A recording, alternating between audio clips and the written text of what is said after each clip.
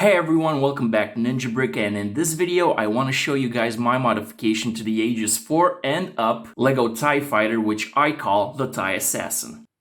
So for this particular modification, I didn't modify the base model too much because I thought it was pretty okay. What I did do is add a whole bunch of stuff, especially to the back of the Starfighter, and also as you can see the front is a little bit different. So let me take you through a walk around of the exterior hull and you'll see what I mean.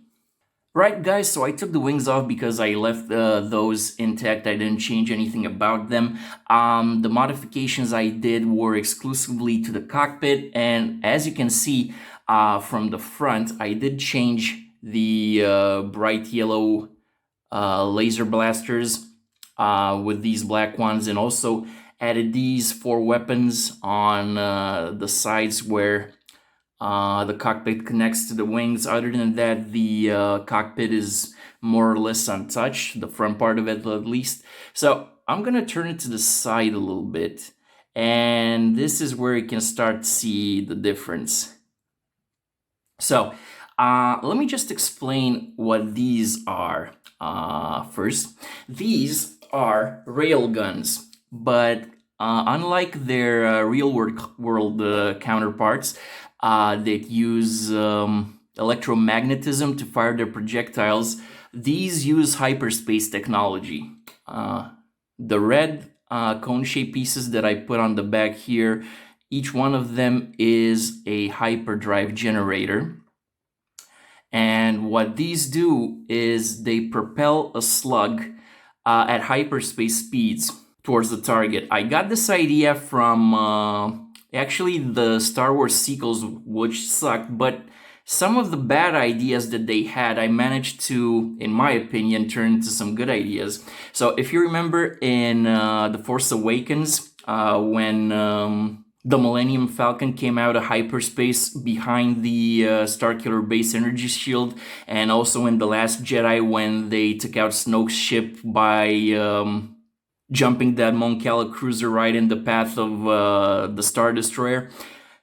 Yeah, I've weaponized that idea. So these nifty railguns can fire a slug at hyperspace speeds that can phase through enemy ship shields and cause massive damage, effectively making this little starfighter a capital ship killer.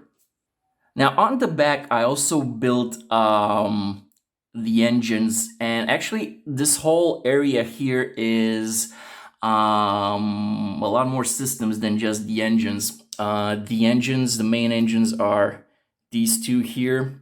This part here is the hyperdrive, the upper parts. I didn't really give these a use, but I just thought of them as dribbling. And the transparent red pieces you can see on either side and also down here are cloak field emitters, actually, because this TIE Fighter can turn completely invisible. Now, most of the parts I've used to modify the back of the TIE Fighter came from Kylo Ren's shuttle microfighter. So if you also have that set, you pretty much got everything you need to make this modification. These two engines, however, I've had for a long time, I think since the 90s, but I'm pretty sure you can get them pretty easily. Okay guys, so to wrap up the exterior tour, I want to show you guys how the pilot gets inside the TIE Fighter.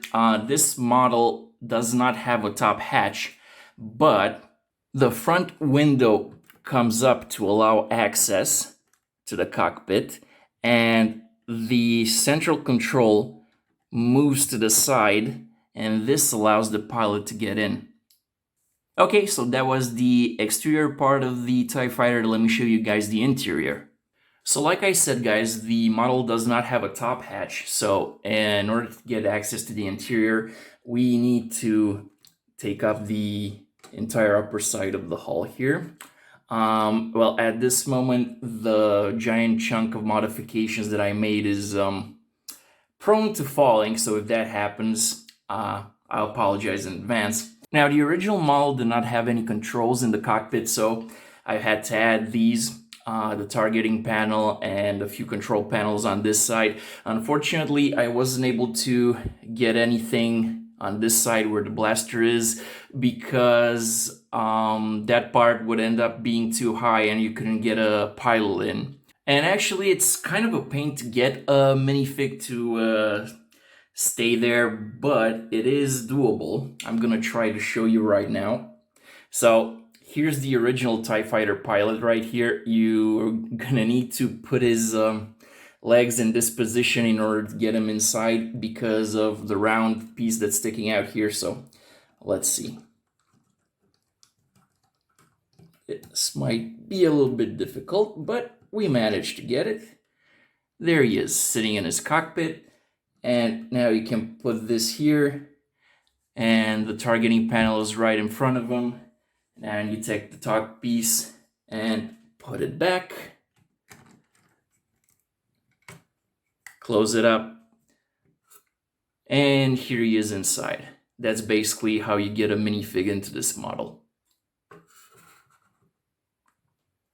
Well guys, that about wraps up our tour of the modified Starfighter. Let me just give you another quick 360 so you can see all the angles.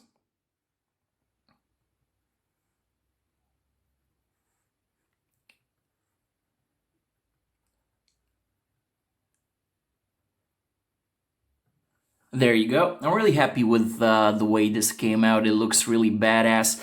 And also, I couldn't have left this TIE Fighter with the original pilot because to me it looks very, very unique. So I cooked up a new pilot, a Force user, and I'm gonna show her to you next.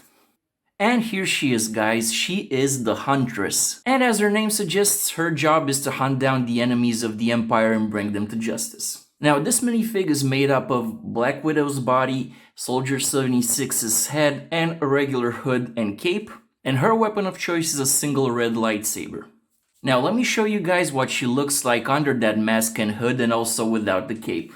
So, this is what she looks like without the mask. It's basically the Black Widow minifig, but I changed her hairpiece. Because when I thought up this character, I wanted her to look more like Wallace Day from the Krypton TV series. And I think I pretty much nailed it. Well guys, that's it for this video. Hope you liked it, and if you did, don't forget to smash that like button, hit subscribe, and ring that bell. Also, feel free to watch some of these other videos, and I will see you on the next one. Peace out.